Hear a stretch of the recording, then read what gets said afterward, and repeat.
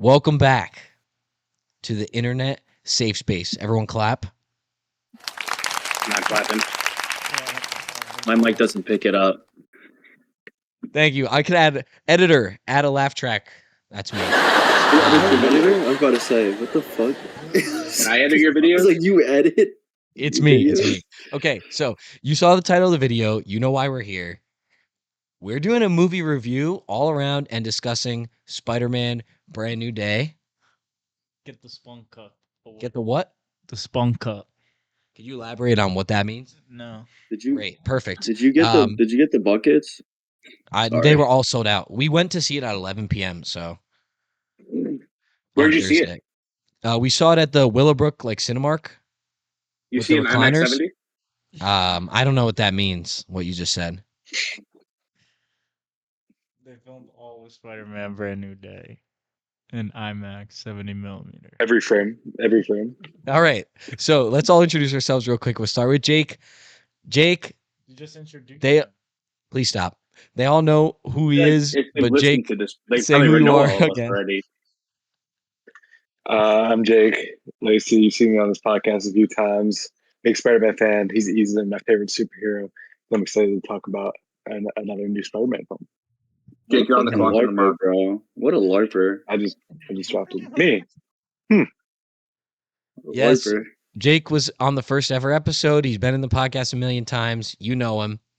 Mr. Yellow Screen, introduce yourself. You've never been on the beginning of a podcast before. Actually, that's a lie. You did the one Marvel with us, but go ahead. Yo.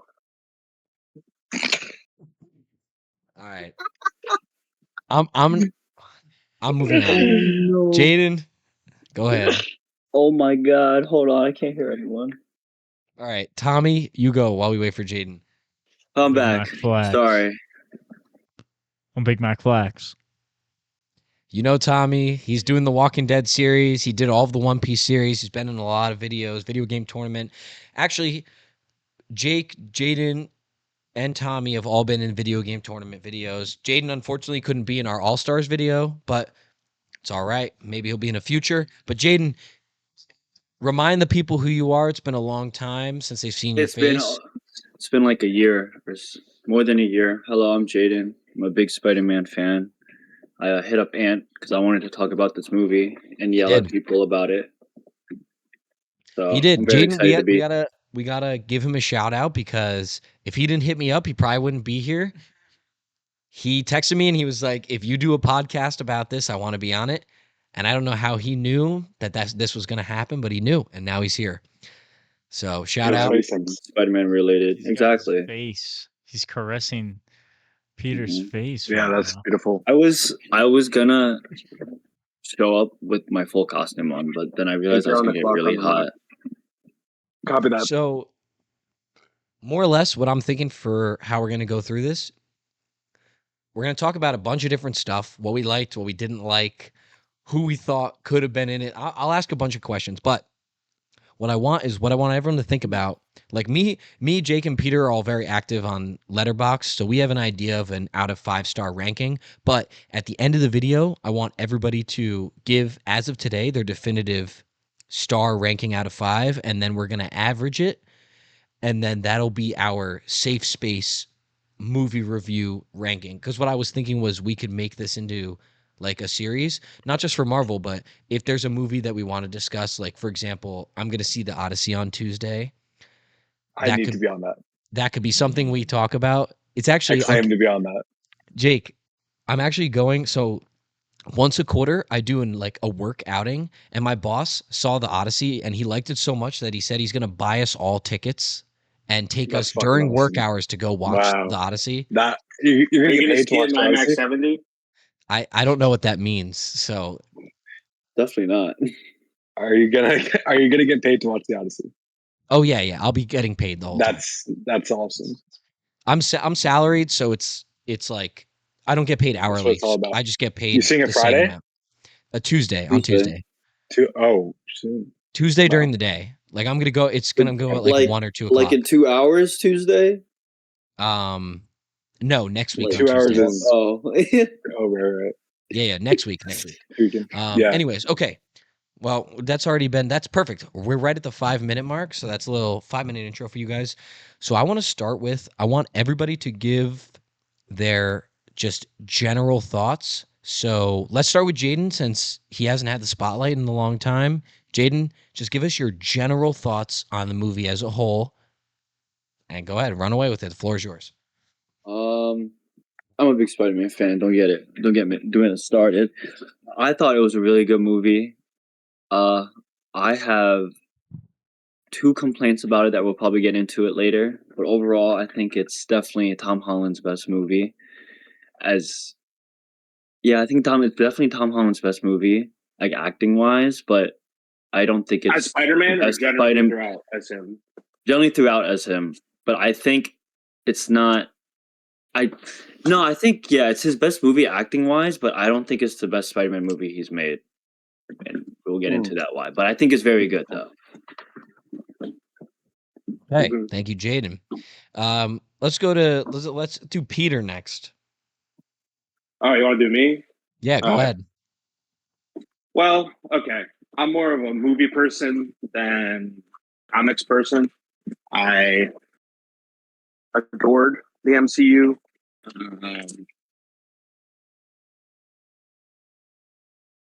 Marvel movies.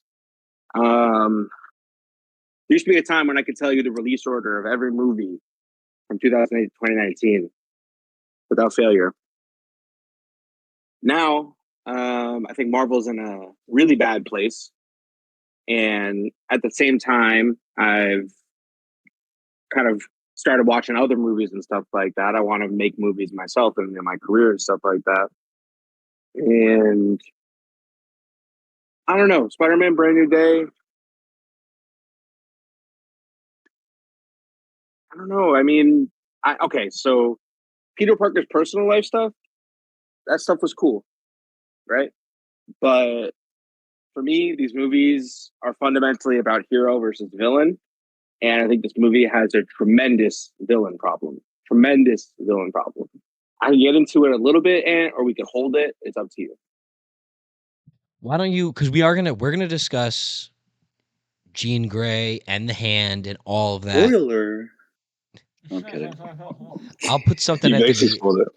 It's if you watch a movie review about Brand New Day, you better damn expect some spoilers. But we're gonna get into the villains thing. We'll do a full like segmented part for that. So why don't you just say like a little bit about it, just because it's such an important part of your review of the movie, and then we'll move on.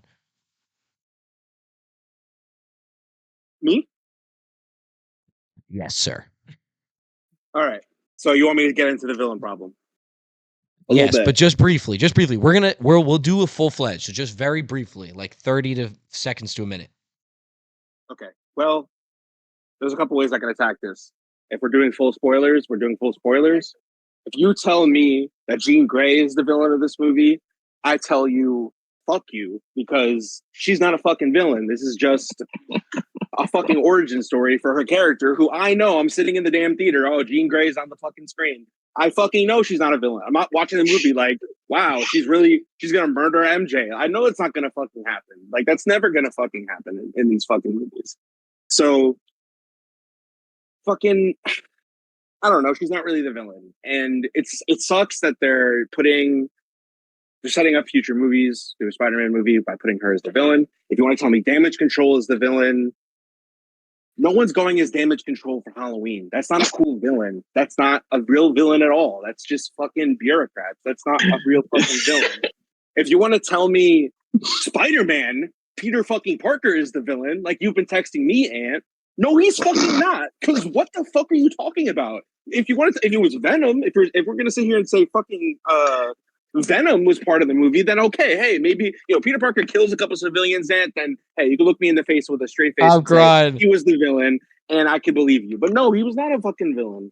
He had some issues. That doesn't mean he's the fucking villain. I mean, like, we talk about movies, and like someone goes through a bad time, they don't suddenly become the villain. Eternal Sunshine of the Spotless Mind. You love that movie. Jim Carrey's a little depressed in that movie. Jim Carrey is not the fucking villain. And if he was the villain, what the fuck was he doing the whole third act? Absolutely fucking nothing. He pretty much figured it out by the third act. So no, he's not the villain either. So this is longer than 30 seconds, but There's just a huge villain problem in this movie. I don't know how to put it, man. W. Jim Carrey movie.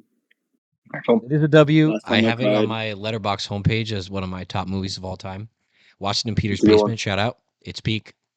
I guess I'll just say I'll just go now, since Peter referenced me directly.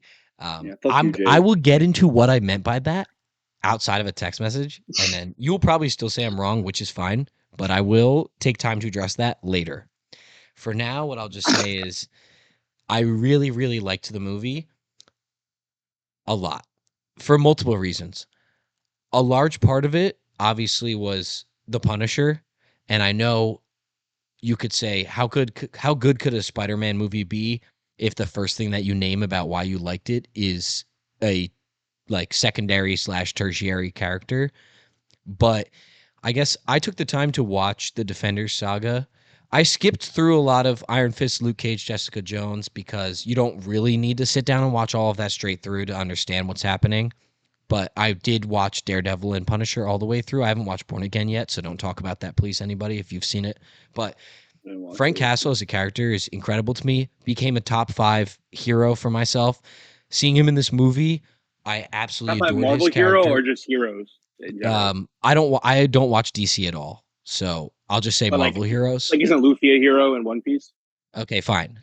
Luffy's the like top main character of all time. So my Marvel superhero list.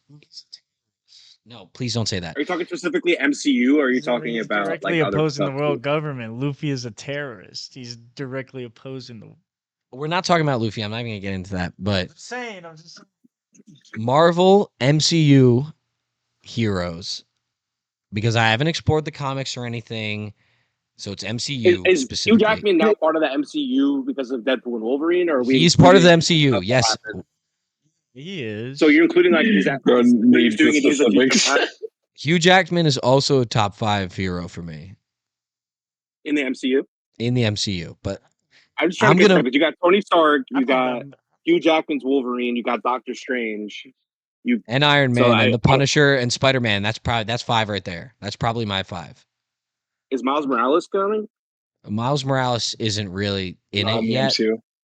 so I Well, can't I speak mean, on Andrew that. Garfield showed up in Across the Spider-Verse and Yeah. part of the Spider-Man thing. So therefore, those universes didn't are in the same show up. multiverse.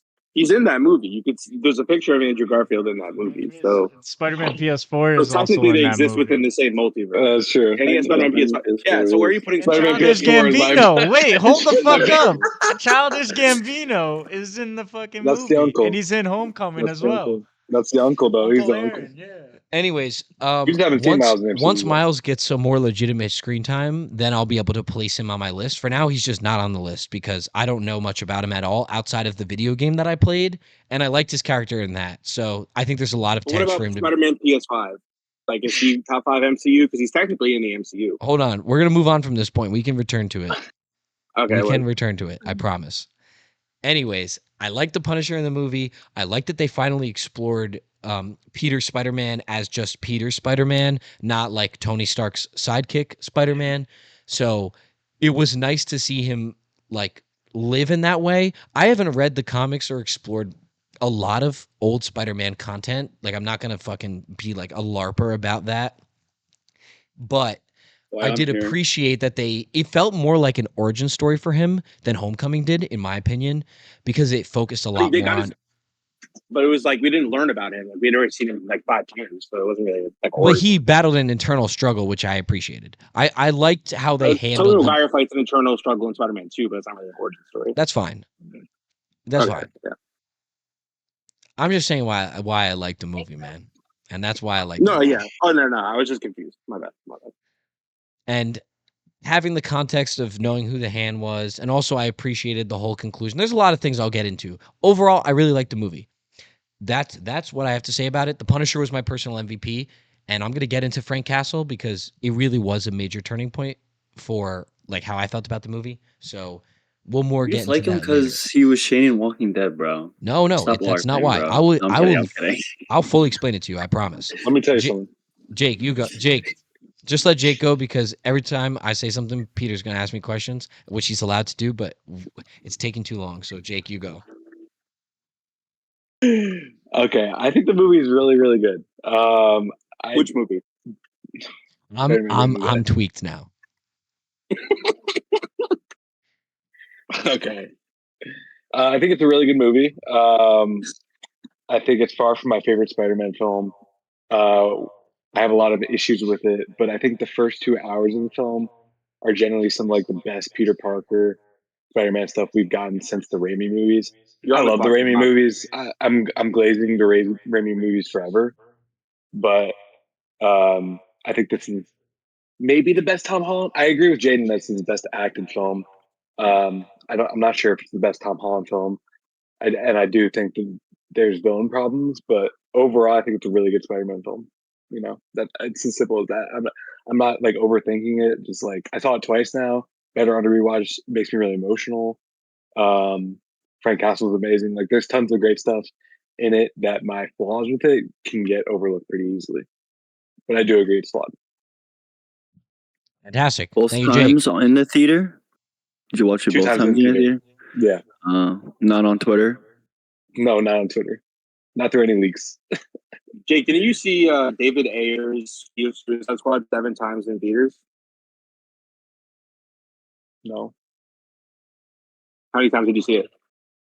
Quite a few times, but that was like 2016. I thought it was 7 times. Can we move on? Yeah, for sure. Okay, we can move on. Tommy, say your thoughts on the movie briefly, please. I mean, I don't know what else to say that hasn't really been reiterated. I will say I liked it a lot.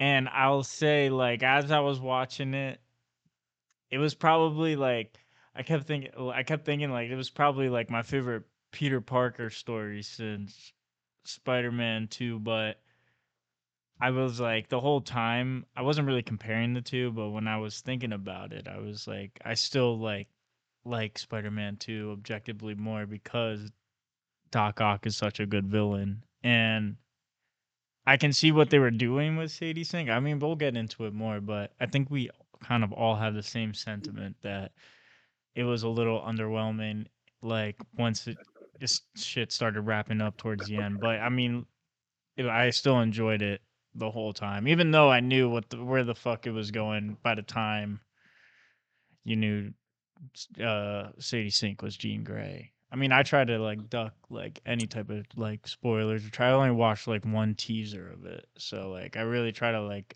duck everything as far as I could. And another thing I'll say, I wish they never showed Hulk in any of the teasers or anything. Like from the one that I watched, that was like 45 seconds. Like I wish I just never saw the Hulk. I wish that was just a complete surprise. Agree. But we can. They showed way too much in the trailers. Yeah. Like the whole movie's in the trailers. I think that's just MCU's problem. Like I'm at the point where I don't watch anything. I watch the initial trailer, then everything else after that I don't watch, which is But yeah, I don't think they should have put Hulk in the movie. Honestly, I think there's far too many characters in the film, and I don't think his inclusion is necessary. That being said, I do think him and Punisher teaming up to fight Hulk is cool as shit. So I'm glad we got that at least. That was funny as fuck, bro. Like that whole sequence was hilarious. Like Frank's reaction to the Hulk is amazing. It's the best shit. Like that, I 100% agree. Like the best parts of the movies were, besides the whole Peter Parker struggle, which we all love to see. Like some of the best parts in the movie. We fucking don't, bro. Yeah, we do, bro. Yeah, we do. One of the best movies are the best. Is when he said, "Bro, my heart was aching when he was on that rooftop, just running, just in the rain, sad. Bro." And then he goes to the web swing, and then you're getting all the flashbacks from all three movies with his relationship with MJ and Ned. Like that shit was done so well. I thought they handled MJ and Ned in this movie. Like I thought the way they handled that relationship was done so good. And like not having MJ fall for Peter was just like, moi, because I want a black cat and Spider-Man. Exactly. What is it, 5? I agree. That we're getting next? I agree with that. But the only problem I had was at the end, which we can get into later. Yeah. Jayden, I could you speak on Black Cat a little bit? Just because honestly, I personally don't know much about her as a character. You just said you No, agreed when she's he just mentioned like it, so I do agree with the whole Black Cat. I really think that Zendaya and Ned should really take a step back in these upcoming movies. I think it should be over. But again, like I said earlier, I don't like what they did at the end because well, I'll get into it real quick. Because Ned, for whatever reason, remembers the handshake. Whatever. And whatever fucking MJ is on the roof touching the necklace for whatever reason. That's one of the things I said I had two problems with the movie, and that's one of them. How they treated like the whole friendship at the end. I don't think that was necessary. I think the whole when MJ read the note and was like, "I don't know you and I don't love you," was fine. Like just leave it like that. That was Just great. leave it at Yeah. that. That was great. Just Yeah. leave it at that. And like I don't want like yes they were married in real life and like oh it's cute and nice and stuff, but like we need something else. Like I already dealt with these two for the whole original trilogy. And you definitely needed them in this movie because obviously what happened at the end of No Way Home. But I definitely think we deserve another love interest or just like a side piece for now and stuff like It's that. tough. I would say not. I will I would say not to like take them out of the story completely because they are like still like Peter's anchor to his like past life, you know, like, and that's gonna be Yeah, like important. But I feel like Ned. I would give Ned the pass, but I do agree we need a new love interest. But I would give Ned the pass because I just think I don't know. Like, I kind of fuck with the idea that, like, at least how I'm taking it, I know it was kind of like left ambiguous on purpose if Ned actually remembers Peter or not at the end. But, like, just Mhm. because, like, the whole name reveal, like, when he's like, oh, Peter, Spider Man's name is Peter, or whatever. Um, I just think it would be, like, such a cool thing that, like, that handshake transcends any type of magic, bro. Like, and even Mhm. if like even like I like to think that he doesn't remember Peter, but he just remembers doing the handshake with Spider-Man, and then like yeah, I don't know, putting those dots together, and then it's just brand new friendship. I don't know. I'm just like I kind of There's like what different I ways you like could that do it. idea. Yeah. bro, Yeah, he I get 100% what does you meant. not remember Peter. 100%. I see No, people on Instagram Yeah, he can. being He can. like, he "Oh, can't. I love how at the end of the movie his boy remembers him." He does not remember him. The handshake thing, most likely, Muscle I would say memory. 90% it's like a muscle memory thing. And when he says Peter, it's because MJ said to him earlier that Yeah, Spider-Man's when he name was is Peter. leaving, when he was That is dipping. why. Yeah. Anyone that thinks he remembered Peter miraculously broke through the fucking wizard spell has brain problems. I mean, Ned also can use magic for some reason. It's not for That's Oh yeah, true. he is. He does. He can. That's He true. is Jake, magic. it looked like you wanted to say something. Go ahead. I can't remember what I was going to say, but I just agreed that it was muscle memory. I like that it's ambiguous. I just don't know if people like on the love interest front. I just don't know if audiences are going to accept Tom Holland with anyone other than Zendaya just because they're married in real life. Yeah, Like that's going to be that's so the hard rough for people's part. brain to like compute, so they might not want to do that. But I agree, I would like that too, like Gwen Stacy or Black Cat or whoever's Black. Someone else. Taskmaster. Yeah, let's bring Taskmaster. Even though I she's just- Screwball. Let's bring Screwball into the MCU. Yo, Point Screwball's good. Dexter. I mean, there's a lot of options. He's already in the MCU, dude. Jayden, what were you trying to say before? I don't remember, but I was gonna I got bring up something to say. another. Oh, if go Peter ahead. got Go something, first, let please. Peter go. Well, I just think at what point are Spider-Man fans gonna stop like obsessing over the fact that Peter, he can't pay his rent and he's really sad, and that just be enough for it to be a good movie? Do I like that stuff in Spider-Man movies? Sure. It's good in the Tobey Maguire movies. I agree with that. But we like these movies are about superhero versus supervillain, right?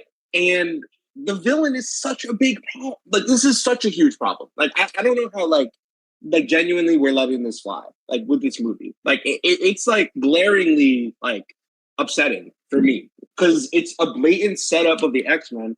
I feel like the writers and the director of this movie reverse engineered the villain of this movie. I think they wanted a scene. They were talking to themselves and they wanted a scene where they were like, oh, we need Zendaya to act like she remembers Peter, but then actually she doesn't because someone's controlling her mind.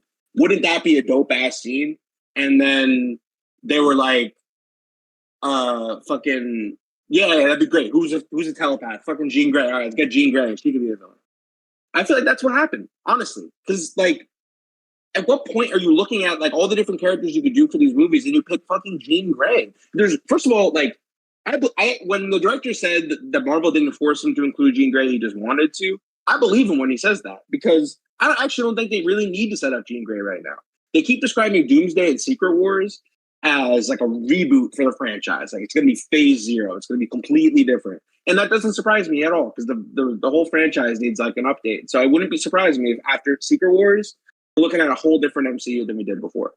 So if we're looking at it like that, I don't really think before Secret Wars, you really need to get Jean Grey in the mix. So I don't really understand it even from like we need to set up like, you know, like, I don't know. If they threw Captain Marvel at the end of like fucking Black Panther or some shit, it would have been like, okay, they needed to get her in there for Infinity War. So like, I wouldn't have liked that, but whatever. But I don't think they need Jean Grey for these new movies. So it's really for the purpose of this movie. And if we're talking about the purpose of this movie, it's like Spider-Man's got an amazing rogues gallery. And this was promised to us as like, oh, this is the real Spider-Man. This isn't Iron Man Jr. This is like the Spider-Man you guys always wanted, right? The one who has no connections, the one who's on the street level, right? And so it's like, why not make like Kraven the Hunter a villain, or like do one of the Toby villains but recast them? Do fucking like anybody.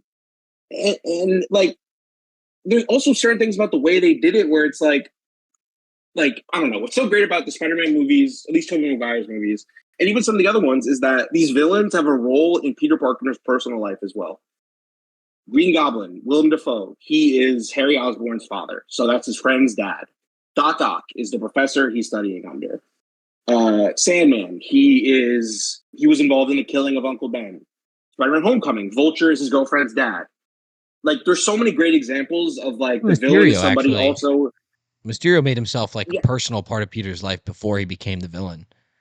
I agree with that. I think Mysterio was a much better villain. I'm not big on Far From Home. Like, that's like my least favorite of these Tom Holland movies because I don't really think we should be having a Spider-Man movie that's set outside of New York, and that movie just has in my mind. The movie's not good. But these movies, like, I don't know, it really feels like hero and villain. So and then we don't really get a satisfying villain. And I just, if you also wanted to do it differently, you could have fucking here's a bad idea, right? But I feel like it's closer to what I'm looking for from this movie.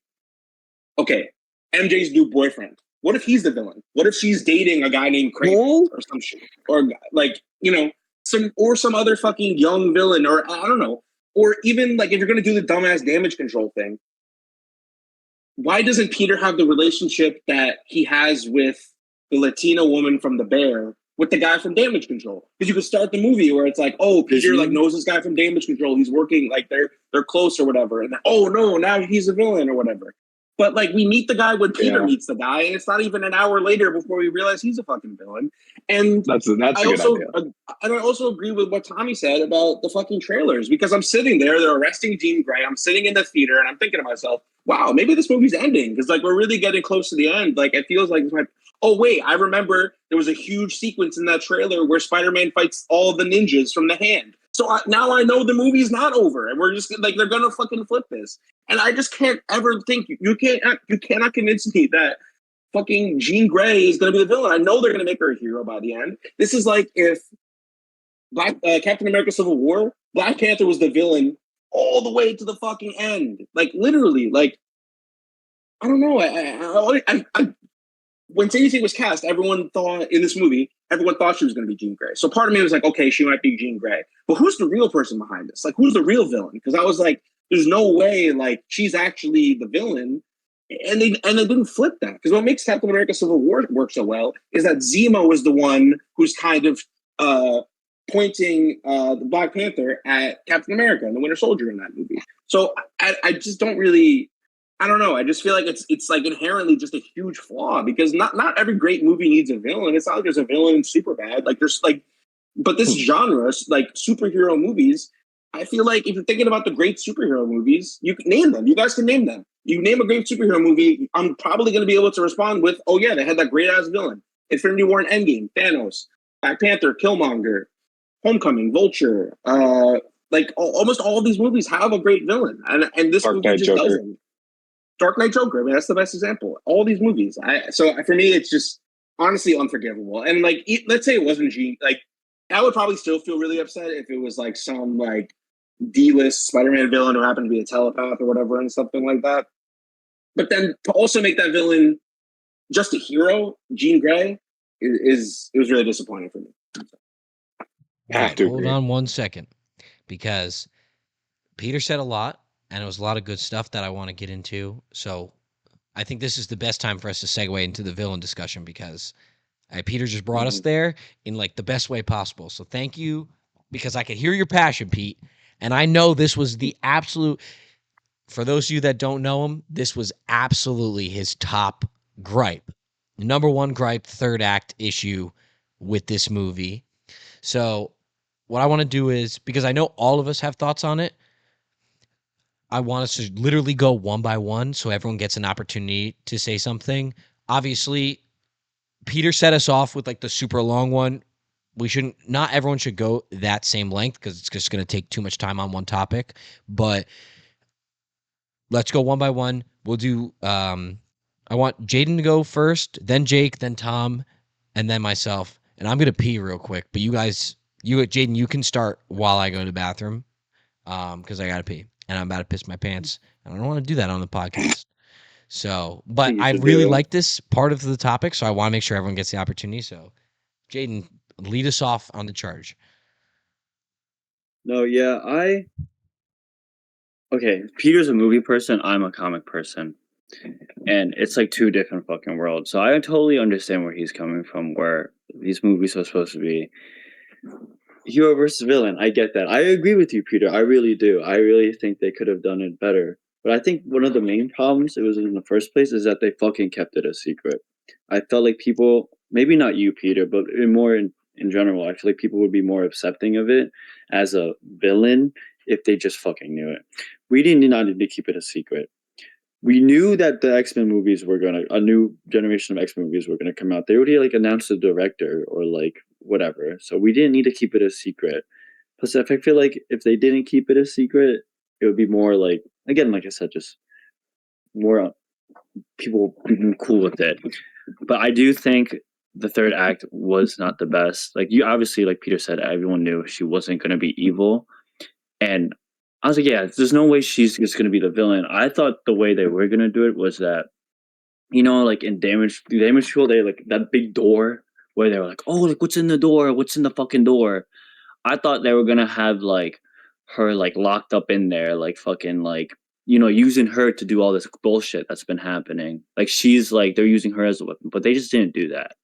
And that's what I would have liked to see, because I feel like it would have been more just like, I don't know, made Damage Control more of a villain, because in the comics, like Damage Control is like kind of a fucking problem. Like they're much bigger in the things, and like when I knew they were gonna be in this one, I thought they were gonna go that route, and they didn't. But yeah, I wasn't a fan of that either. After my second watch of the movie, I'm getting like, after the first watch, I was like, "Oh, this is amazing, amazing." I'm fucking biased as fuck. I have a fucking Spider-Man tattoo on my fucking arm. I think anything Spider-Man I see is amazing. Then I have to fucking sit on it and watch it again. So like, I am definitely. I texted Jake and Peter that day. I'm like, "Oh, this is amazing. I loved it." I stand corrected. Like I had like, after watching this like that, I'm like, "Yeah, this sucks. Pisses me off too." But yeah, I just think they should have used a better villain, or just used her as Jean Grey in a different way rather than just her being tight that they killed her sister. But yeah, that's all I have. I mean, that scene. I'll be very quick with this. That scene where she's seeing her sister get kidnapped. That's just Jean Grey's origin story. Like in the middle of a Spider-Man movie, we're watching Jean Grey's origin story. It doesn't service Peter Parker's story at all. And his role in her story is to kind of just be like his like big brother. This is kind of like the movie. It's kind of like Doctor Strange and the Multiverse of Madness, where the movie's at the end is a little bit more about Wanda, and it's kind of more about her than it is Peter at that point. Yeah, they try to do like a homecoming type of thing, kind of at the end. How like Tony was like trying to be like a figure for Peter. Then they're like, oh, let's try to make Peter the figure now. And I felt like I kind of I do want to see that, but I don't like how they did it with Jean Grey in this movie. Yeah, man, I couldn't agree more with you guys. It's like, it's just so forced, right? It's like they're trying to connect them, and they do their best to make their like personal reasons, what they're going through, like make sense to one another. At the end of the day, like she's getting talked to by Aunt May. Aunt May doesn't fucking know who Jean Grey is. Then Jean Grey doesn't know who Aunt May is, and I understand that's like Peter's memory. But to be in a Jean Grey movie in the third act of a Spider-Man movie is a little weird. I would have much rather them do a villain, like one of the classic villains, and have them connect to them. Because, the Peter Parker stuff in this movie is as good as the Peter Parker stuff in Spider-Man 2. But the villain of this movie is not as good as the villain in that movie. 100% and that's what makes that movie fucking ascend to another level, is the personal connection he has with Otto Octavius and how the character ends, in their conversations and everything about it. There's nothing like that in this movie. So I understand why there's a bad taste in Peter's mouth and your mouth, Jayden, and everyone's like, it's a crazy choice. I don't think anyone likes it. I'm sorry, I don't even know. No, yeah, I know. Anybody's like passionate about that. Like, oh yeah, that was sick. Like I fucking love that Jean Grey was involved. Like no one, it's all like I love the movie, but that was weird. Yeah. To chime in real quick. Oh, sorry. Go ahead, Tommy. My fault. All good, bro.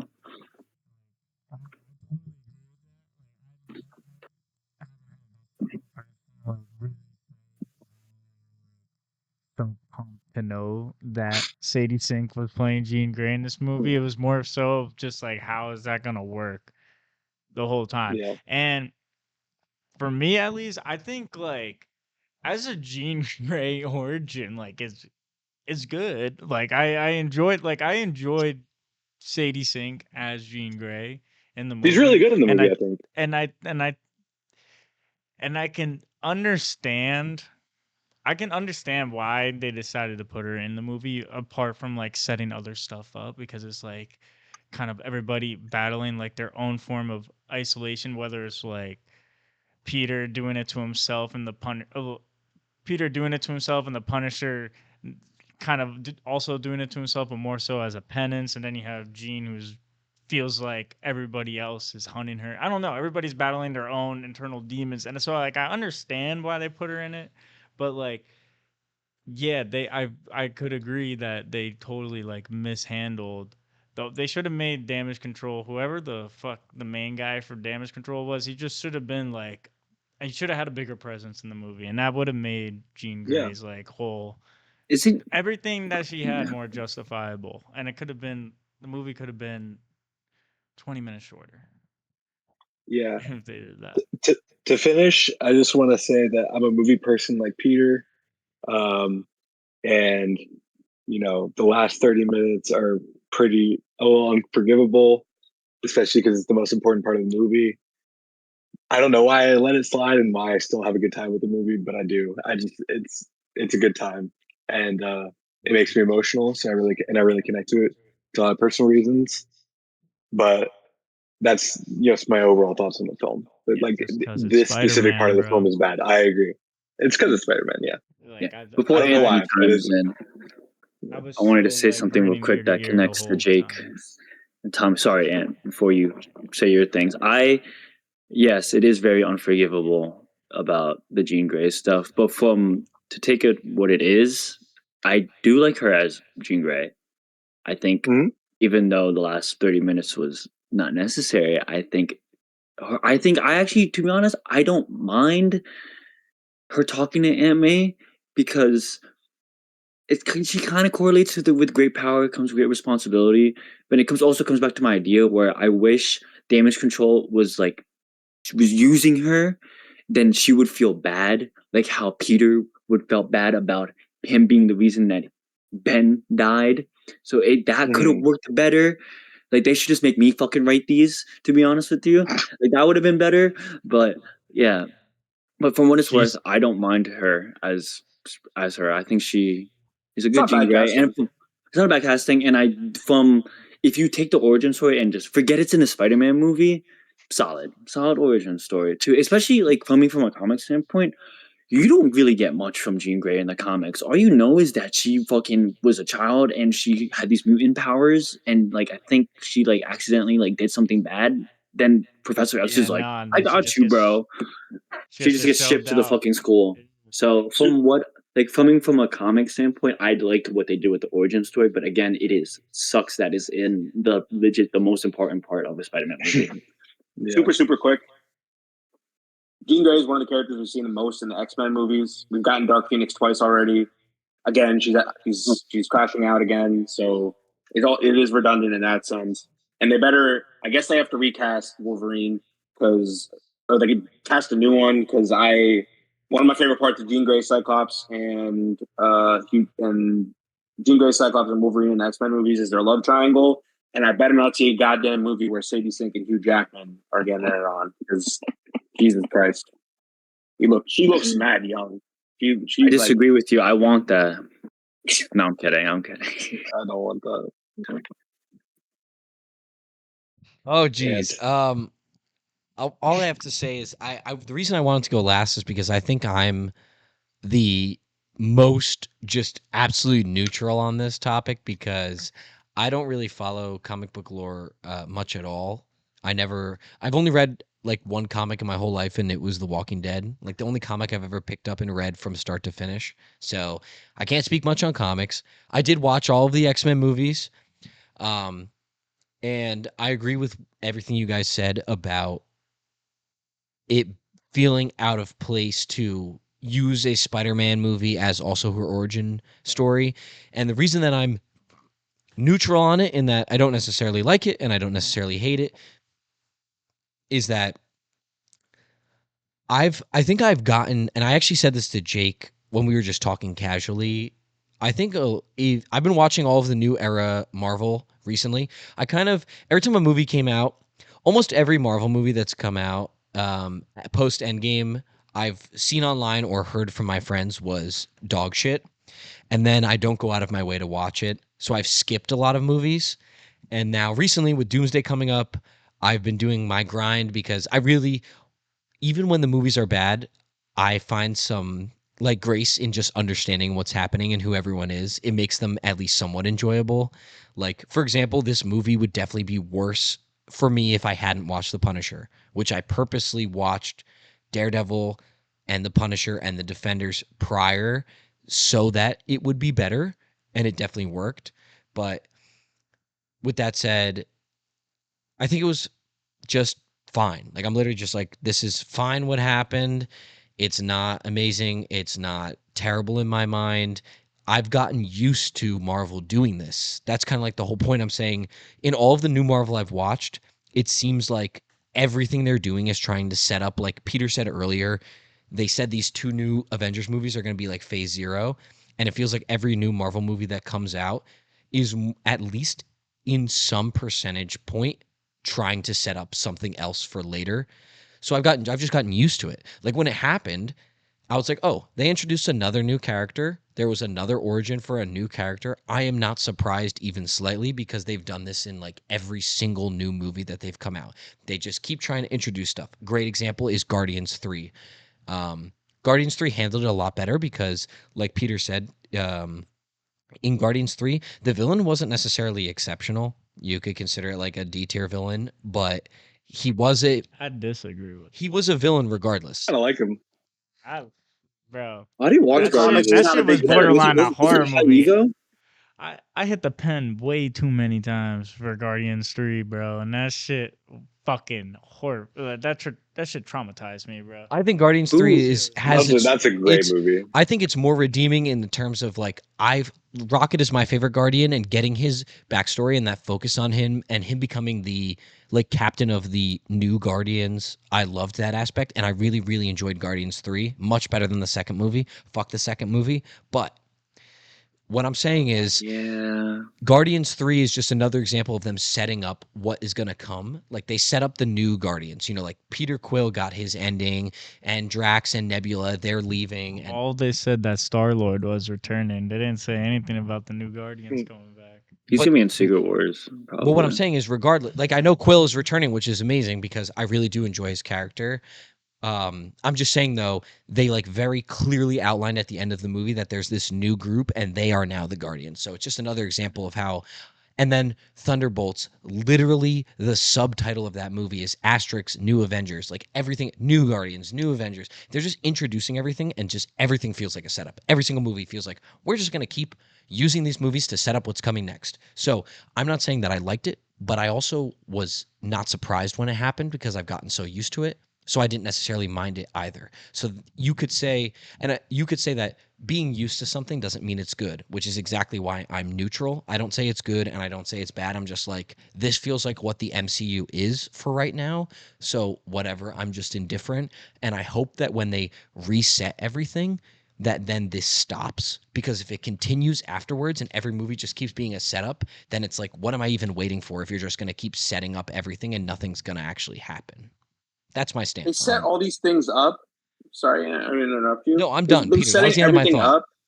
They've been literally setting up shit in every movie, and yet I feel like nothing has been set up in another so true. fucking way. Like I have Going no on. So fucking true. idea what the Nothing's going story on. is going to be in Doomsday. And I watch the Doomsday trailer and I see the heroes. I'm like, why is there not a single character I give a single fuck about in this trailer? Like it's ridiculous. Like, Wait, hold on, why Peter. is- Yelena is a good character. Can you admit that or no? Sure. Sure. Awesome. Like, It's good. if I'm fuck with, Yelena is like the best fucking character in your Avengers movie, like what the actual fuck are we doing? Like, Nah, I'm sorry, I I don't give a single fuck about Fantastic Four. I don't give a fuck about the Wakandans. I don't care Yeah, about he's got much a of the point. I don't give a Thunderbolts, fuck even though What I about like that Gambit? movie. I don't care about Anthony Mackie's fucking Captain America. Peter, you I love don't Gambit, really though. care about I like Thor, Shang-Chi. or I don't Shang-Chi give a movie fuck was about dope as Gambit. fuck. I don't give a fuck about Shang-Chi. I don't give a Bro, fuck no, about Shang-Chi was so I good. don't give a fuck about Chris Evans Peter, and Steve Peter, Rogers anymore. I don't Peter. care about any of them. Peter, wait, I have something to say, Peter. I don't either. Peter, I have something to say. Are you ready? Yes. Post Endgame, I think for a standalone hero introduction movie, Shang-Chi was the most like OG Marvel for introducing a new hero. That third act was ugly as fuck, though. It's like That I third feel act like sucks. post Endgame, Marvel fell into like this awful problem. Maybe I was just a kid and it was my childlike whimsy just being at the forefront, bro. But CGI was so much better. I feel like back in the day, and it was so much like I could just buy into it. Shang-Chi was an awesome movie besides the CGI, and that's also a complaint that I have with the Spider-Man movie. Some of those those outdoor sets, like you can just tell they had like a green screen slapped on the roof and all that stuff. They're just not good enough. But They're not like the Raimi movies. Yeah, Those movies look nah. amazing. I don't Those have movies enough look- energy to this day. I don't have enough energy to even like describe to you how I feel about the visual look of the Marvel movies. It's almost like I have to forget about the fact that like these movies could look good and other superhero movies have. I mean, they're the ugliest fucking movies that get made. Peter, I watch like 50 new movies a year. They all look awful. Peter, could you But agree yes, that I'm gonna adjust Shang-Chi your was a point. good introduction Shang-Chi, movie, yeah, or do you think it's not a good the introduction movie introduction for a movie? new hero? I don't know. In Widow, the like Yelena's intro, I don't like. What does it even mean? Like, I don't care about Shang-Chi. I don't fuck with Shang-Chi either. So it's like maybe it's the shiniest. It's the shiniest of all the shits they put out. I guess. Like I don't. Like, Peter, it's I don't the care about rings, the any- 10 I'm telling rings, you. though. I don't even know what the fuck the I 10 don't give a rings have fuck to about do the with 10 the rings. multiverse, I don't bro. give a fuck about it. That's supposed to connect. The 10 rings have like pinged a message like 10 years ago, bro. Like dead ass. I feels like. What's Like, that guy's name from the it's Iron so Man funny, movies? like The thinking about it Conqueror? now. I What- haven't really thought about any of these Marvel The setups, Mandarin? really. The The Mandarin. Mandarin. Over the years, no it's one gives a hilarious. fuck about the Mandarin. No one What'd you cares say? about What'd you the say, Peter? Mandarin. No one gives a fuck about the Mandarin. Genuinely, no one on Earth cares anymore. The 10 rings were in the first Iron Man movie. They were like on the back of the wall of the terrorist who had kidnapped him. And apparently, the fake actor who plays the Mandarin in Iron Man 3 was in the Disney Plus show Wonder Man. I don't know if anyone even fucking heard about that. Like genuinely, like these movies have lost the fucking plot. If you've seen Thunder, the actor Brett Goldstein from Ted Lasso was supposed to be playing Hercules. If you've seen Eternals, Harry Styles is supposed to play a guy named Star Fox, which is like, I don't know, some fucking Smash Bros shit. I don't even know what the fuck we're doing with that. Oh my god. We have Harry Styles Doctor was Strange has Thanos' a third brother. eye now. Do you guys remember Doctor Strange also has a third eye? And then Charlize Theron is playing some lady in a purple suit. Like, you wonder like the amount of like post-credit scenes they've set up that like they're just clearly never going to return to ever. I don't know if you guys saw the Marvels. That one they might come back to, but fucking Beast is in the Marvels credits. Like, there's just in every movie. It's like I didn't know that either. there's so much. All right, hold on, guys. MCU problem. So This is just an MCU problem. This is like We've diverted to straight MCU hate, which is fine. I understand how we could get there because they've heard us. They have heard us as I know all of us are strong fans. I mean, Peter, Jake, and Jayden specifically really saw my like how I got introduced to the universe. I watched all of the movies in the same year that Endgame released when I was in high school. Like I watched Iron Man for the first time when I was like 16 or 17. Did you see Infinity War in theaters? I did not. Infinity War came out, and Peter and Jake and Jayden raved about it so much that I started to get interested in wanting to know stuff. And I went with them to see the movie. Captain Marvel and Endgame. I went to see Captain Marvel with them in theaters just because I wanted to hang out. And no, but actually, in the end credit scene with the Tesseract, I like when we finished that movie. I either turned to Jake or Peter or whoever I said something to, and I was like, I really wish I understood why that mattered. And that kind of was when I decided, you know what, I'm gonna watch everything. It's funny to say Captain Marvel is the movie that got me into Marvel. Really weird, but it's true. Anyways, what we're going to do real quick is we're going to take a brief break. It'll be like 30 seconds. For the viewer, you're going to see a commercial, and then we're going to segue into Frank Castle because I want to talk about him because he's awesome. So we're going to do that. And then hopefully that gets us back on the speaking of Spider-Man. We should talk about like just the side characters in general. Yeah, we can do that. We'll start with Frank Castle, and then we can talk about any other side character that's relevant. We can talk about Hulk. We'll probably get to Hulk just by talking about Frank Castle anyways. I want to get into these fights. Yeah. So let's take a brief break. For the viewer, enjoy this commercial, whatever the hell it may be. We're probably at Jim Dandy's. Enjoy. You're not going to enjoy it. You're probably going to scroll reels while it plays. But if you happen to watch it, thanks.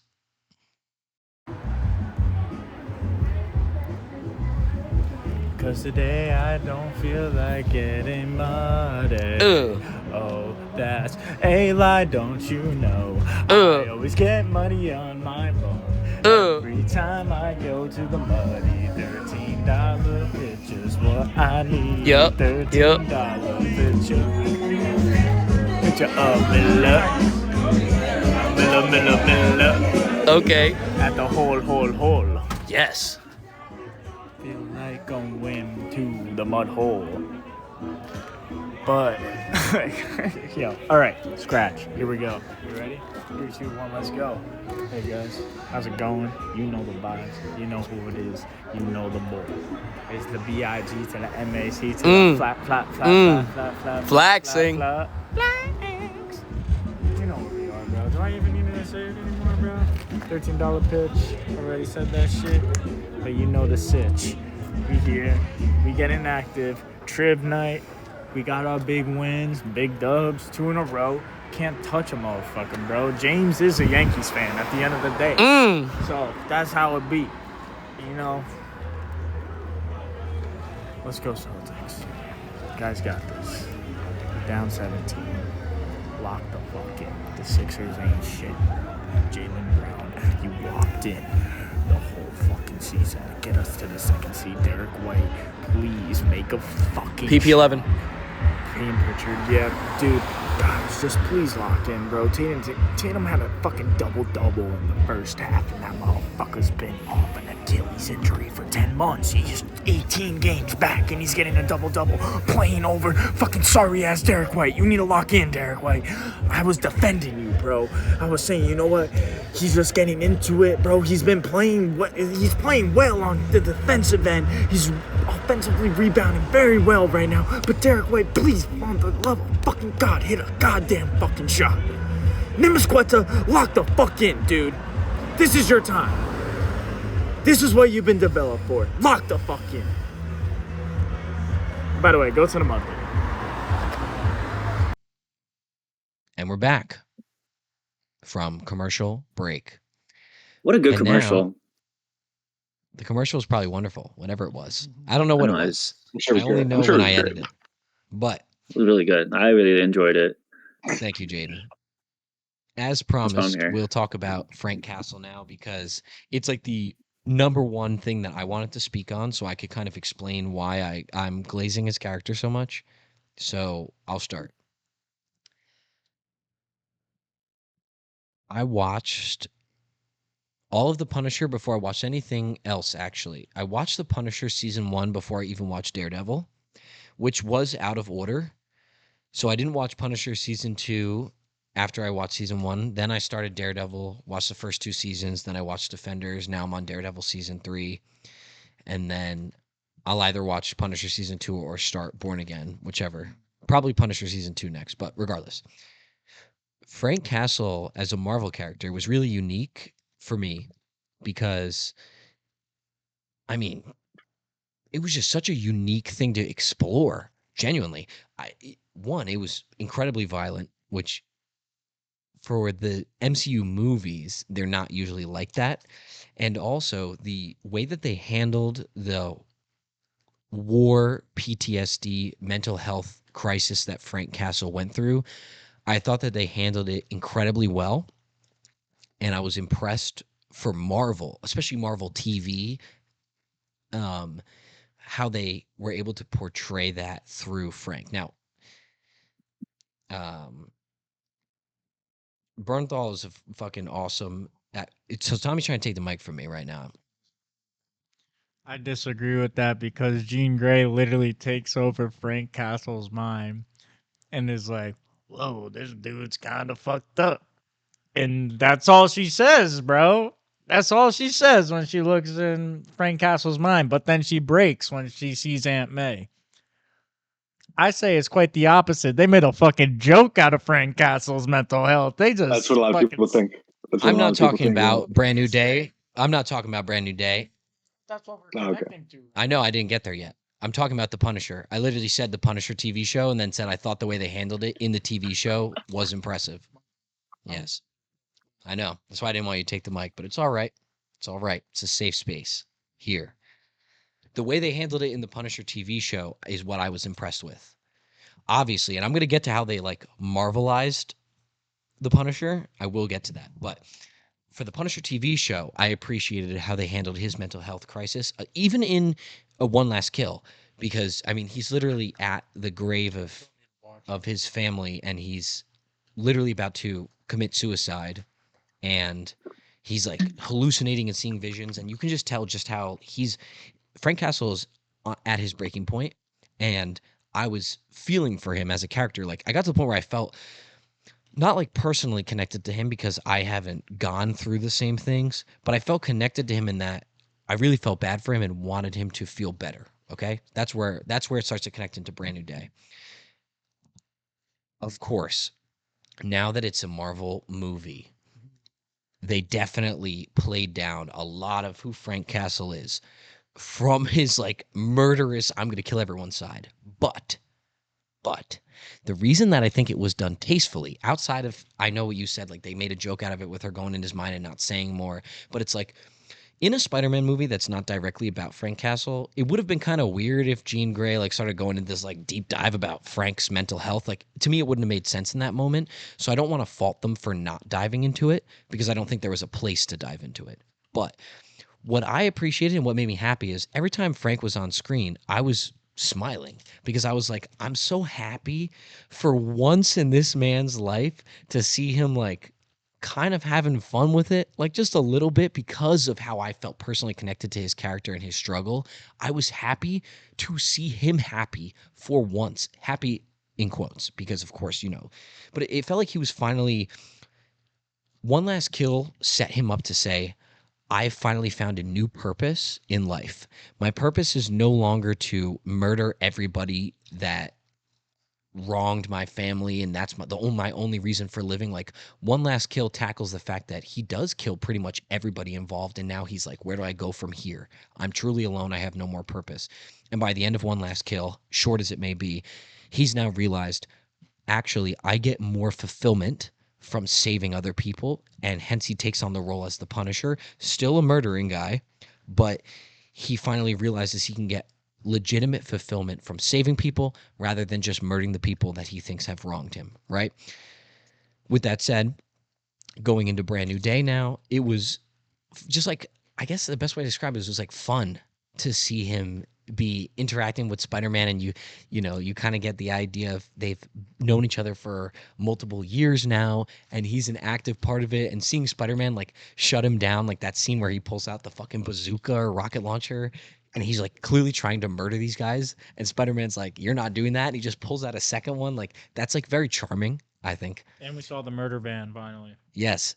It was just cool overall. And one thing I want to say too before I pass it on to you guys is I want to talk about the scene with Hulk real quick, because it was very funny because everyone kept saying, "Oh, Punisher's going to join the MCU, but like he's so street level, everything is above his pay grade." And it was funny to see Peter Parker directly reference that when it came to fighting the Hulk, because he's like, "Dude, you're fighting the Hulk," and that "oh shit" that Frank Castle says came from his fucking soul. And I saw people online being like, "Oh, Frank Castle would never be scared of the Hulk. Like, what? Why would they do that to him?" You're bugging, bro. You're Frank, bugging. It's not Frank, even like Professor Hulk either, too. it's so like stupid. full That's Dude, that's fucking. these are lethal. people on Instagram, like these are like chuds on Instagram that don't know what's going on, and they're like, "Oh, Frank Castle wouldn't be scared." Guys, if you watch The Punisher, I know Frank is a badass, but everything he has ever encountered is just humans.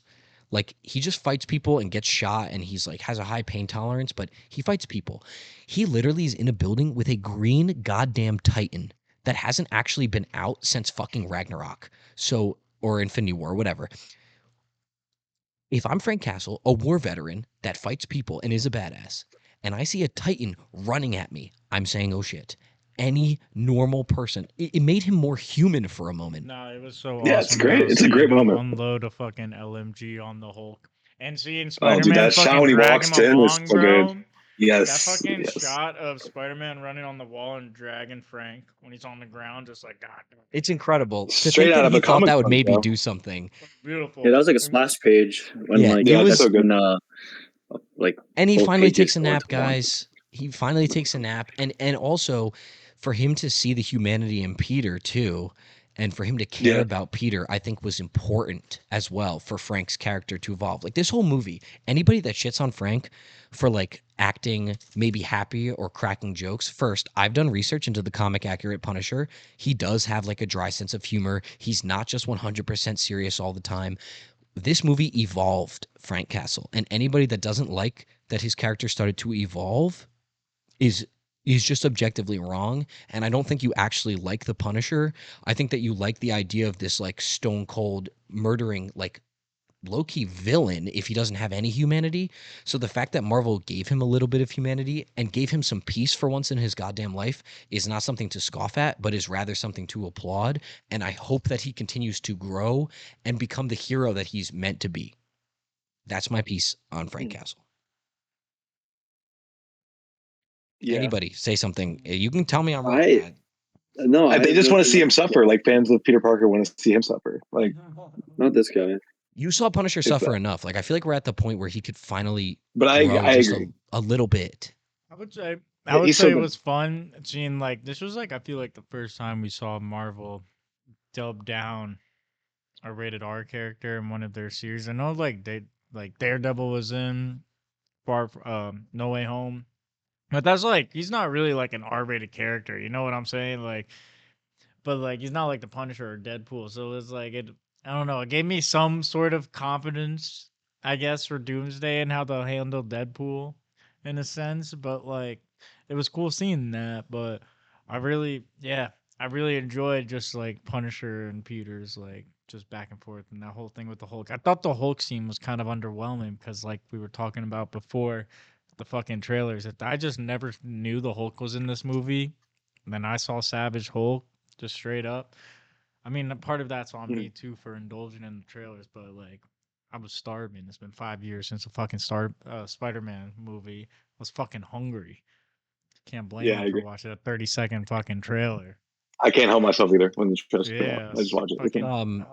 Jake or No. Jayden, can you guys, or both of you guys, or Peter as well, just what are your thoughts on Frank Castle? Like, based on everything that I said, I'm just curious where your I heads know. are at, because I adore him I personally. agree. So I agree. I didn't, to be honest, I didn't watch Last Kill, so I didn't know how Last Kill connected to this. I assume Last Kill is before this, before Brand New Last Day. Kill makes him the Punisher, Jayden. It's when he finally like accepts, like, I'm the Punisher. Okay. I'm gonna save people. I'm a hero. Whatever. I thought he was the No, yeah, Punisher I before. didn't have a thought he problem bought his with soul. him in the movie, and I'm glad he's in the movie. Like, from a comic book standpoint, he first like the Punisher from a Spider-Man movie, Spider-Man comic book. Like his first appearance is in a Spider-Man comic book, and it's like them two like teaming up to, I forgot what villain. I think it's Tarantula, the one guy that was one of them, or Captain Boomerang. One of those guys. They team up to fight, which I'm glad he's in it. You know, it's cool for the comic book fans. I think they did his character well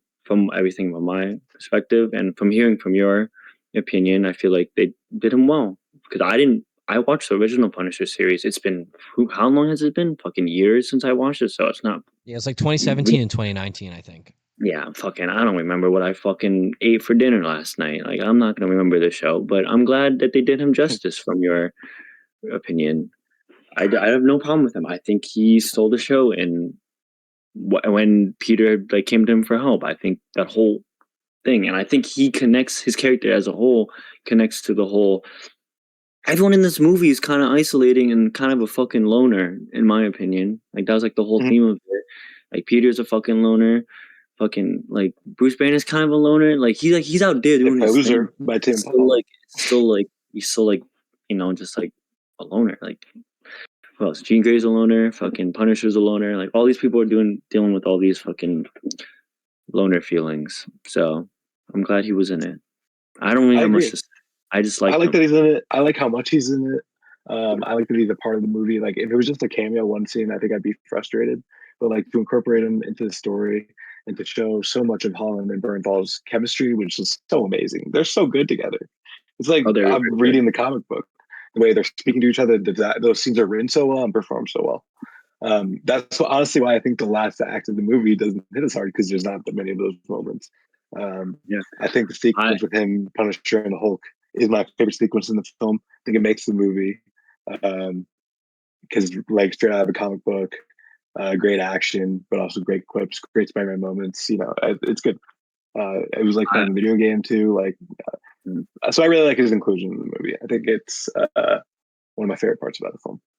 Yeah, I have one more thing to add. I am so glad that he shot the fuck out of Spider-Man in the last act because in Civil War he shoots the fuck. Well, he tries to shoot Captain America, but then Peter jumps in and saves him and gets shot. Not Civil War. I mean Ultimate series.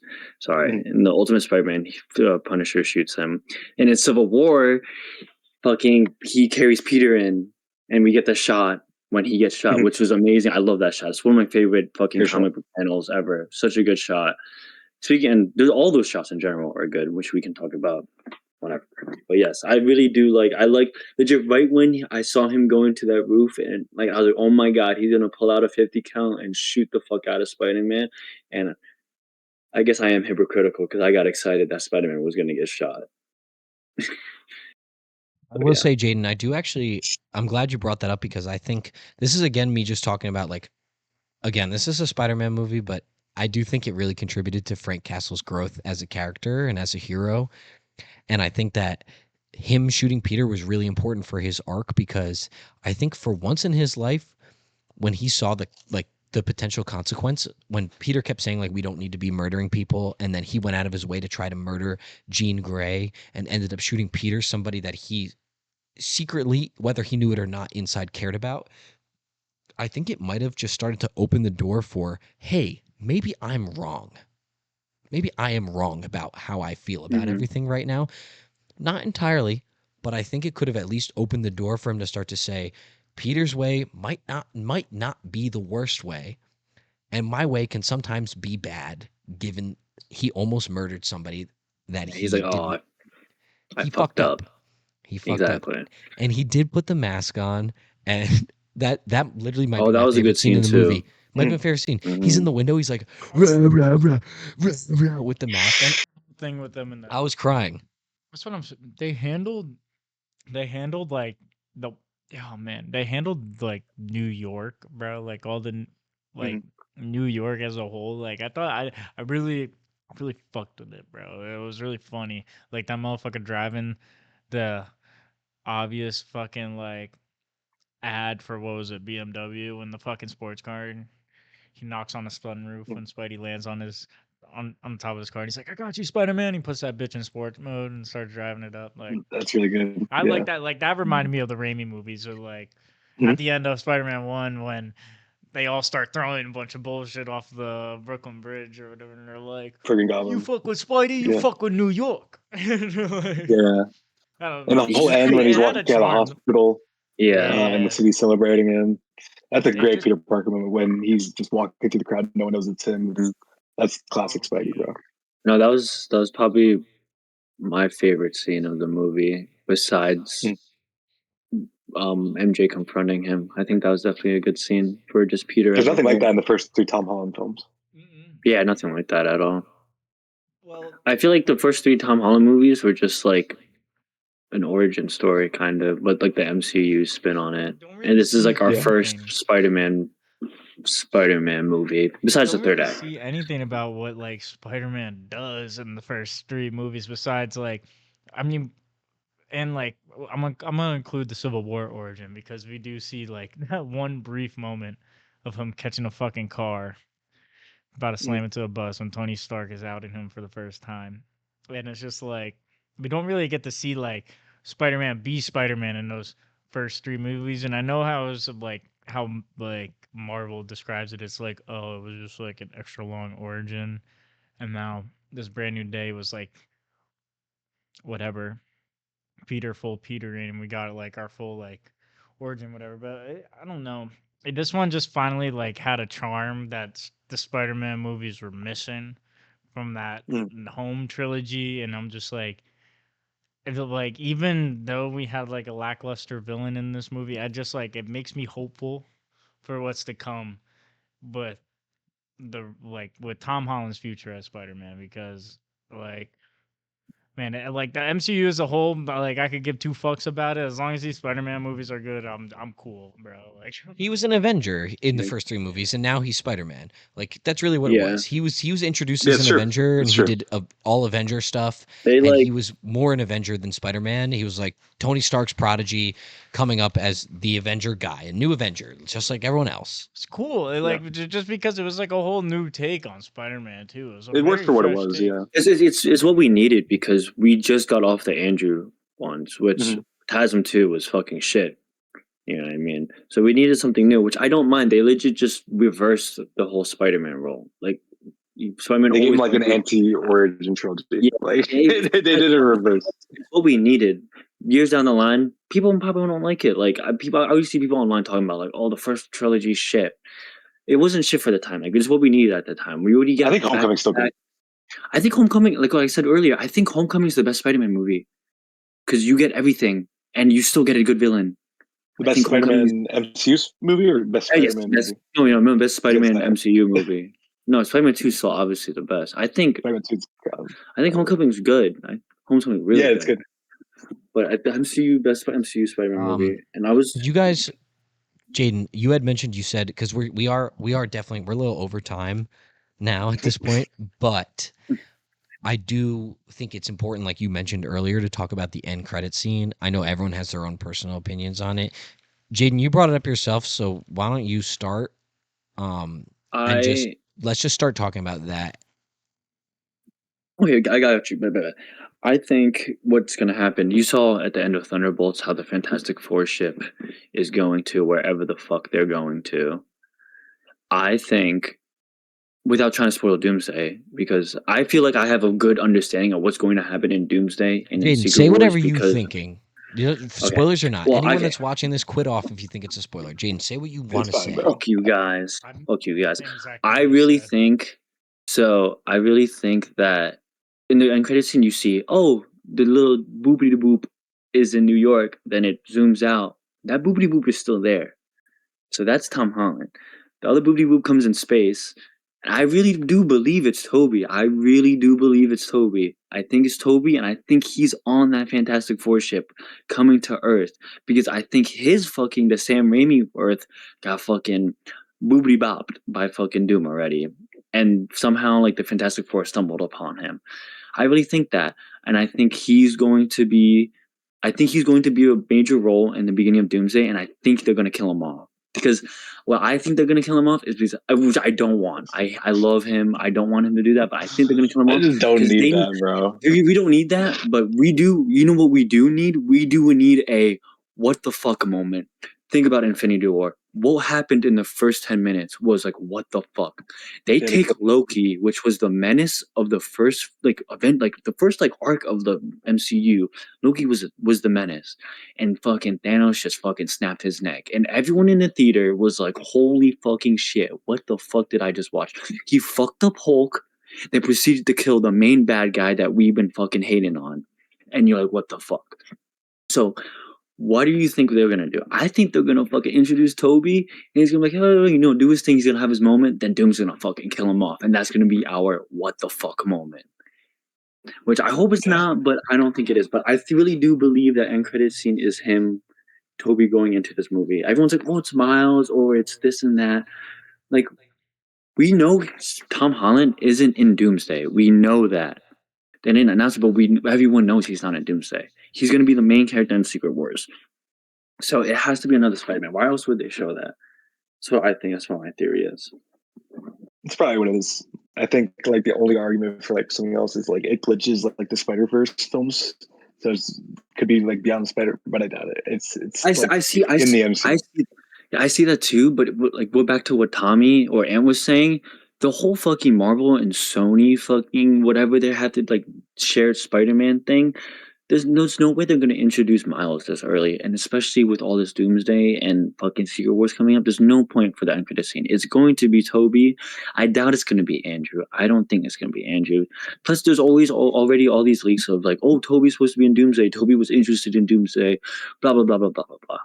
So I think it has to be that.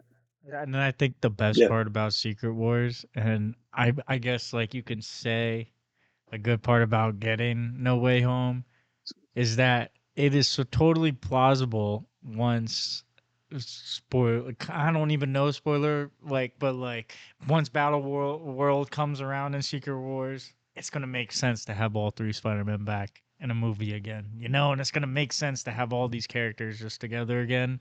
So even if they honestly and like Toby, like I do agree he's gonna be the next one, and I think even if he does get offed, I don't think it's gonna be the last time we see Toby because Doom is gonna doom, and I think we're gonna get like a Thanos bullshit where it's like this is Doom's movie, and then I agree with you, Jade.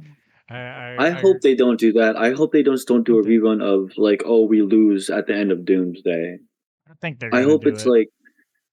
They probably do it. They probably will. It's like the safest option, but I fucking hate that. Like, I don't want to do another safe thing. I think Doom's gonna win. Obviously, like we wouldn't have Secret Wars without Doom winning. But like, I don't want it to be like, oh, everyone dies. I think I really want them to do is just like, oh, like it's more just like the viewer knows it, but everyone else doesn't know it because like Battle World is made, but like everyone loses their memory when like that's made. So I want it to end to be like, oh, everything's nice and stuff, but like actually not really. Instead of like everyone fucking, you know what I mean? Like, but think about it. We know, but they don't know.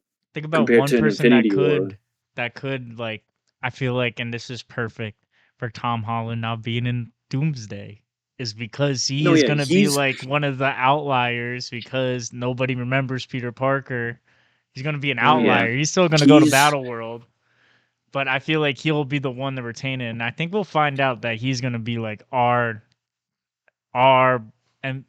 timeline's anchor being. I guess this is how I want to put it. Like our MCU's anchor. Yeah, I think really it's going to be like in Secret Wars, it's going to be Tom and like Star-Lord is going to be one of the main people I'm not like name people, but like he's gonna like they're gonna play bigger. Like Solo's gonna have a big role in that one, and I think Peter's gonna be like how like Tony was in Endgame, stuff like that. And we could possibly get a canonic symbiote, and then like straight. If they don't do, if they, I'm that would going be the to biggest miss. That would be the biggest miss. And then it's legit, a perfect lead up into like a Black Cat arc and like a symbiote arc, and just get like a full. You know what I'm saying? Just for Spider-Man 5. But the symbiote is already in the MCU after No Way Home, which is why I'm really surprised that it's literally there already. Which is I'm kind of surprised they didn't set it up that like at the end of this movie, maybe like a credit scene, something happens with him and the symbiote. Because honestly, if we're gonna get like the symbiote version of Peter Parker, I really want that to like begin in a Spider-Man movie. I don't really want that to begin in an Avengers movie. Because to me, that's like inherently just kind of about like Peter's character turning bad. It's like a good storytelling arc. When your hero understand what you goes mean. evil. I understand what you mean, but it has to happen in Secret Wars. I think he's gonna get the suit in Secret Wars, but he's not gonna be all evil in Secret Wars because that's how it's just how it is. Like the symbiote gets it is the build. Like he's gonna get the suit in Secret Wars. He's gonna have that suit, but him like knowing it's a symbiote, it's not gonna happen until the next Spider-Man movie. And it is in the MCU, which I think it's like some like when whatever happens in Doomsday, that fucking little piece is gonna some stupid fucking scientist is gonna have it. Like you know what I mean? Some bullshit's gonna happen with it. But yeah. I agree with you. I don't want him to be all angry in Secret Wars. I just want him to wear the suit in Secret Wars because that's how it was in the comics. He wore the suit in the comics, and it wasn't until he went back into his own series, Amazing Spider-Man, where he was like, "Damn, I'm really angry," and like, "Damn, like, I'm sad thinking evil shit." I'm like, what the fuck's happening? Now. You know what I mean? Like how they like, yeah. Exactly. So I understand where you're coming from, but he is going to get the suit in probably Secret Wars, and if they don't, I'm going to put my fist through my monitor. Yeah, that would be a big miss Sure. if they don't do that. And I do agree with Peter. I low-key thought they're gonna do like this whole like new like powers and everything. I thought like when his eyes were going black, I was like, all right, so he got a little bit of the Tom Hardy Venom got in his fucking ramen or something off screen over the 4 years, and now it's coming about, and then just nothing really happened. So I was just I thought they were gonna kill him off in this movie, to be honest with you. Then like the end credit scene was like the fucking symbiote like crawling towards him. Then it picks up in Secret Wars, shit like that. Like when fucking Frank went on, actually, it like I knew he wasn't gonna fully die when I saw Frank going up to shoot him. Like I knew they weren't gonna kill him off because they would have. I don't know. It would have been more like they would have focused more on Peter more, or like more. Yeah, too much for Spider-Man. But I really did think they were gonna kill him off in this movie. I wanted them to kill him off in this movie so he could come back in Secret Wars. I think. But I don't know if the 7-year-olds could handle Spider-Man dying in a movie. That's the fucking problem. That's the fucking problem. Crazy. I agree with you though. What did Michael Jordan say? Fuck them kids. Pisses me off. All right. Fair enough. So we are now at the point where we definitely got to close out. Because I have a perfect closing statement. Yeah, we could definitely. I know we could keep going for an hour easily. We're at like an hour 20, give or take. So what I want to do is I just want everyone to. You get 60 seconds to give an out of 5-star ranking, which I'll keep track of on my calculator, and then that'll be our final ranking for the movie. So you give stars out of 5, and then you can give a little explanation why you did that. But you got to hold it to 60 seconds, and I'm literally put a timer on, so you can't run over. So you got to really say what's the most important thing to you. I'll go first. Who said they'll go first? Sorry, I didn't hear. Peter. I'm gonna go first. All right, Peter, hit me. Your timer starts now. I give it a 3 out of 5. That's on the scale of movies, not Marvel movies. I don't really care about Marvel movies anymore, honestly. I only really see them because it's a tradition. Me and my dad, we see them. They all kind of suck. be honest. Besides Spider-Verse movies. Pattinson and Batman's aren't bad either, but I'm like entirely out. I'll see Doomsday. I'm curious. I still have that thing where Easter eggs and cameos excite me on some superficial level. But the best part of this movie by far is when Tame Impala's Loser is on screen and he's going to the house party. All that kind of stuff is pretty great. I just ultimately think like the villain problem is really unforgivable. Homecoming is a far superior movie because even though he's Iron Man Jr., the Vulture villain, the way it leads in with his personal life and the personal life is good. That stuff just makes it far superior. I don't know how much time I have left, but I would take. You're done. How relatable was that scene though? That fucking apartment scene. Yeah, because of us went to school in New York. I literally was sitting in that chair and I was like, I've fucking been here It before. reminded like, me of Peter's short films. True. My Yeah. short films or Peter Parker's short films? Your short film. Yours, bro. Oh, All right, so okay, Peter's got a okay. 3 out of 5.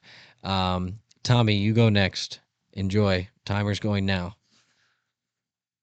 I would say I would give it 4 out of 5 because I don't know. I just really enjoyed it. I glazed Spider-Man. Spider-Man is my shit. It's still not my movie of the summer though. Like I will like rate it higher because I like Spider-Man so much, but Obsession is probably still my movie of the summer because that shit really fucking freaks me out. But Careful. I had a fun time. I had a really fun time with it, and it was fun going back to Tom Holland and breaking the 3-movie curse and finally getting a 4th installment with the same Spider-Man. You know, it was just good to see. It was just good to see. It was good to see. So that's really it. So, All right. Thank you, Tommy, within your time frame as well. I'll go next. Jake got his hand up, bro. Oh, No, all right, you Jake. go. You go ahead. Jake. You go ahead. You're the same. Jake, I already started your timer. Go. Okay, sorry. I give it 4 out of 5 stars. I agree, not my movie of the summer. I'm an Odyssey guy, and I'm excited to talk about the Odyssey. I have way more to say about that one because that's a movie I love. This movie's really good too. The film problems we all talked about. I just connect too much with the character and the problems he goes through in this film. There's a lot that reminded me of stuff I went through in my own personal life. That maybe for a later episode.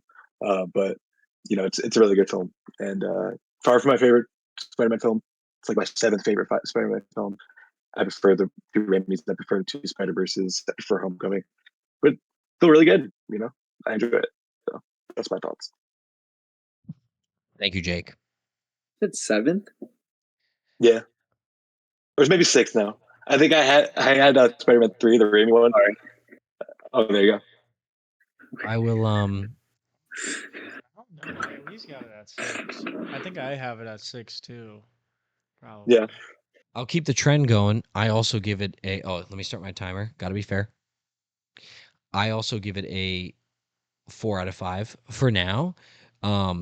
It's sat with me quite well. Like 4 out of 5 is what I give it when I first got out of the theater. It sat with me quite well, and I think that on a rewatch, I might adjust to a 4.5. But I have to rewatch. I could see it moving up in my list. It's top 15 Marvel for me, but I think it has the potential to be top 10 after I rewatch some other stuff and just see how it compares on rewatches. But I love Frank Castle. I think he's a MVP of the movie. I love that they explored Peter Parker in a more origin and comic accurate way. I like that we got to see him be more street level. I like that they took actual comic panels and tried to incorporate them, like Tombstone, for example, or Punisher carrying him to the hospital. Overall, I would say it was a fantastic movie. I had a great time. I have 3 seconds left. I'm glad I watched it. I hope I watched it again. Watch it again. 4 out of 5. Done. And then, Jayden, you are our last person. Your timer starts now. I am going to give it a 3.5 out of 5. I did love this movie a lot, but I rewatched the original 3. The original Tom Holland 3. Homecoming's a 4 out of 5 with me. It is not better than Homecoming, for sure.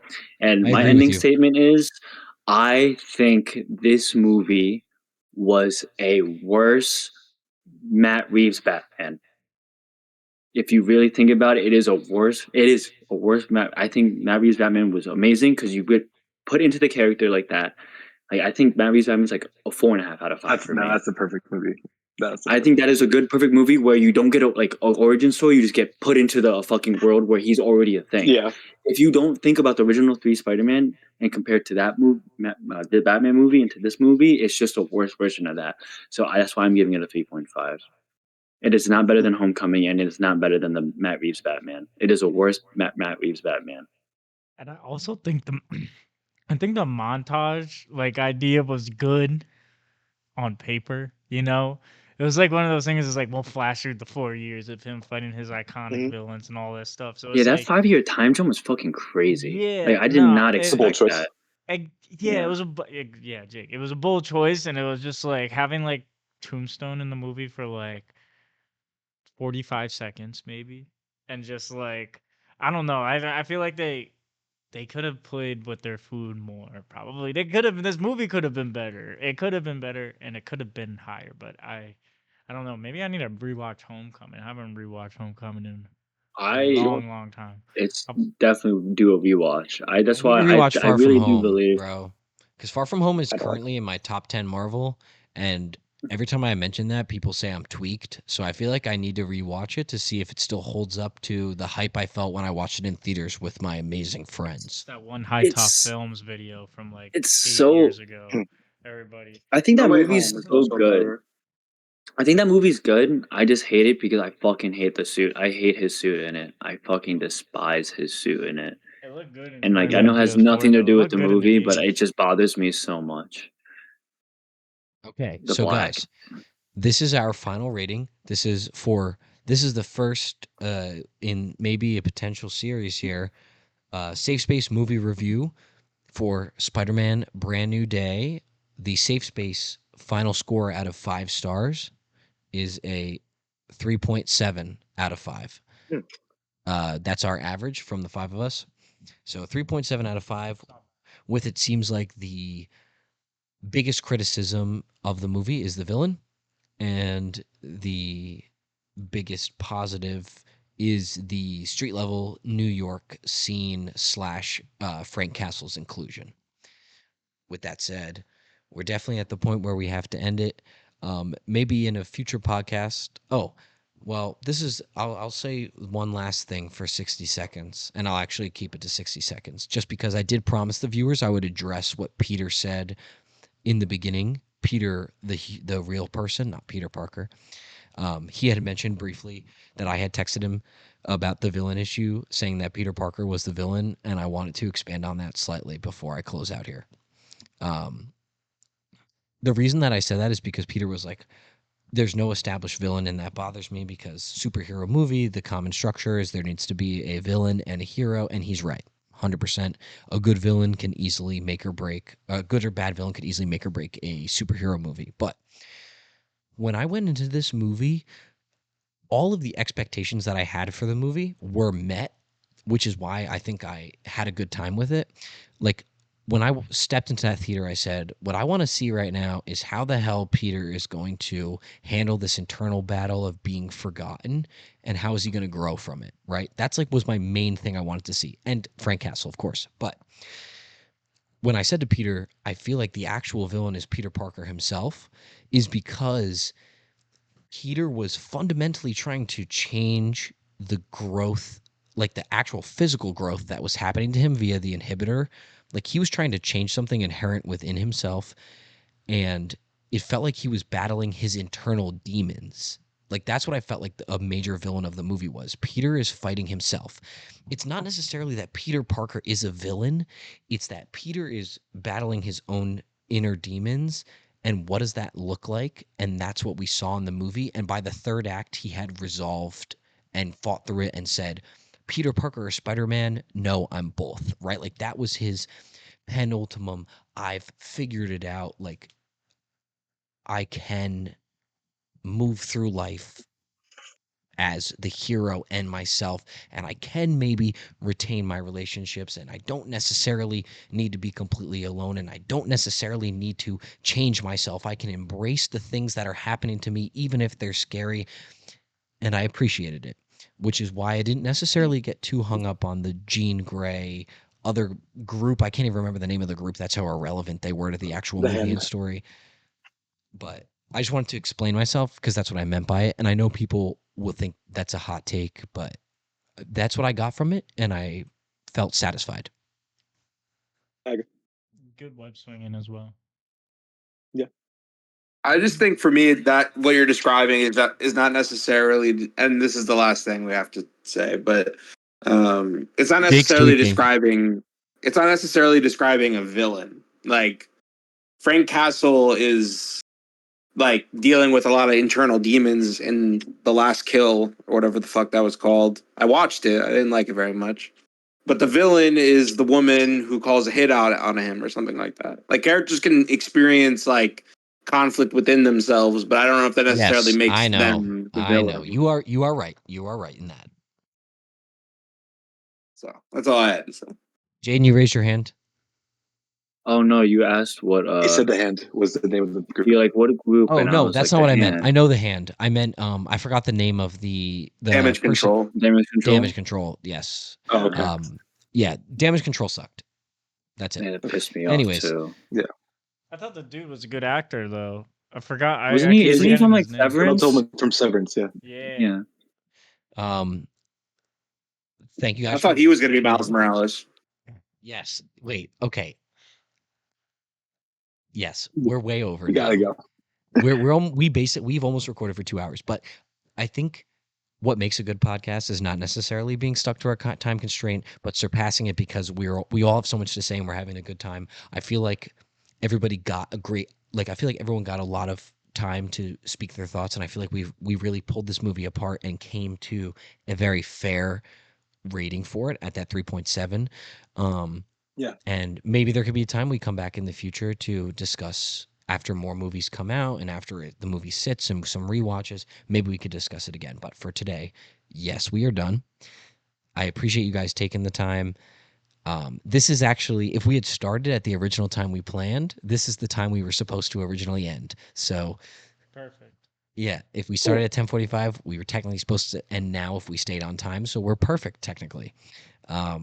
But thank God we didn't fucking start at genuinely would have been bad if we started it. Yeah, there's just so much to say, which is part of what I think makes this a good movie. There was a lot to say, and we all got our chance to say it. And there's even more we could say. There's plenty we didn't cover. But for those of you watching, and for those of you that watched, if you see the clips, leave a comment. Let us know. We will respond to you. We will entertain. I will respond to you. I will. I will respond to the comments. I will be looking at the comments. I swear to God, I will. You have to give us your opinion. And we want to know, because this is the internet safe space for a reason. The entire point of this podcast is to promote opinions. It's why we've got fucking 5 people trying to talk in 1 hour, and it's impossible because we want to get as many different opinions as we can, and we want to bounce ideas off each other and just hit the core of what it means to make a good movie. And let me tell you something. If the movie was truly ass, like we wouldn't do this podcast about the fucking Eternals, bro, or Miss Marvel. We're doing it because this is a good Eternals. movie. I didn't even watch it, so I'm talking on my ass. But I like Emma Chan. She's hot. Thor: Love and Thunder. We wouldn't do it about Thor: Love and Thunder. Oh, that shit was so bad. Don't even get me started. I fucking hate that movie, bro. Anyways, I appreciate you guys for taking the time and sitting here through this and just being a part of it. That is at the audience and Jake and Jayden and Tommy and Peter. And why'd I get mentioned last? What'd you say? What? You said everyone's name and then mine last. Well, someone had to be last, no matter what. It wasn't like well, for sure. Well, for sure. But I thought you could have done it more like alphabetical type shit. It's time to go to bed, guys. Peter, there's never been a time where I've thought about it in the way that you just told me to think about it.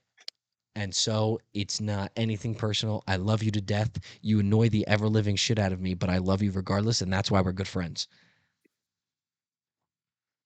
Yeah, man. I love you too, man. Thank you. That's crazy. Jake, stop trying to sign out. We're finishing. Good night. Just wait. Jake's tired. We've been going for 2 hours. Yeah, it's late. Well, I got one more thing to say about this movie, though. Peter. All right, I'll listen to it later. Peter, don't do that to Jake. We gotta sign off. Jake just wants to play PlayStation. He just bro. It's all I right. agreed to play PlayStation with my friends. We're gonna have more time. We're gonna have more time, and there's gonna be plenty of clips that come out, and you guys can argue in the comments with all of the random fans. So, with that I'm not said, gonna comment or like or follow I that know, account. I know, Peter. Damn it. I know you're not gonna interact or. I'll be in the or comments. I'll anything. interact. Okay. You can argue with me. Thank you guys for watching. I appreciate it. Jake, you can go play PlayStation. Everyone else, we can go to bed. Me and Tommy are probably gonna run one more Bureau, and then we're gonna go to sleep. Fucking Have a great time, guys. Thank you. And if I get an Uber to Nutley right now, would you stay there so we could play a game of Bureau? No, Peter, it's way too late. I have work in the morning. Okay. Well, you just Well, doxed I already us. called the Uber, so could I sleep over yours at least? Peter, please. Jake, I gotta please text you about something. Don't call it, please. Okay. I'll be. I already called it. It's on the way. I'm going. All right, you got to cancel it, Peter. It's uncancelable. He's here now. Great episode, guys. Thank you. All right, see ya. Bye. Amazing. Bye, guys. All right, I gotta go.